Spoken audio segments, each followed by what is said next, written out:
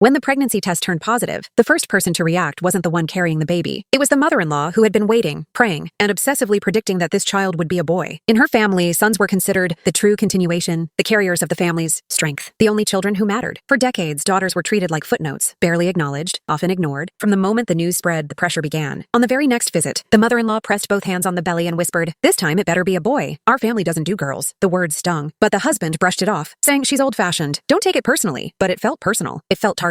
It felt dangerous. At 18 weeks, the gender scan revealed the truth. A girl. The husband was overjoyed, but the mother-to-be felt her heart drop. Not because she didn't want a daughter, but because she knew what was coming. And she was right. When the mother-in-law heard the news, she froze. Her lips tightened. Her eyes narrowed. "That machine must be broken," she muttered. "Try again. These doctors don't know anything." Even after 2 more, ultrasounds confirmed the same result. She refused to accept it. Every call became an interrogation. "Are you sure? Are you hiding something? Women only give girls when they've been unfaithful. I know how this works. Our bloodline doesn't make daughters." The mother-to-be kept it inside. Every cruel whispered comment, every backhanded insult, every accusation of betrayal. She didn't want to destroy the relationship between her husband and his mother, especially after the older woman had recently undergone heart treatment. So she suffered silently. Months passed. The belly grew. The anxiety grew faster. One evening, during a family gathering, the husband proudly stood up and announced, "We're having another blessing, girl." Silence crashed over the table like a wave. The mother-in-law's fork slipped from her hand. She pushed away from the table, trembling, tears pooling in her eyes. "This is impossible," she whispered. Then louder, "This is your fault." She pointed across the table, fury distorting her face. "You betrayed my son. Both of those babies, those girls, are not his. You're trying to poison our bloodline." The pregnant woman sat frozen, one hand instinctively covering her stomach. Her older child began to cry in confusion. The husband burst out, "Stop! You don't speak to her like that!" But the older woman was past reason. She lunged. She shoved the pregnant woman so hard that she stumbled backward, her belly smashing into the sharp corner of the kitchen counter. A sharp, tearing pain shot through her body. Warmth trickled down her leg. Blood. The room erupted. The husband grabbed his family and dragged them out the door, while the mother-in-law screamed curses from behind. On the rushed drive to the hospital, the only thought in the pregnant woman's mind was a desperate, trembling prayer. "Please, let my baby be okay."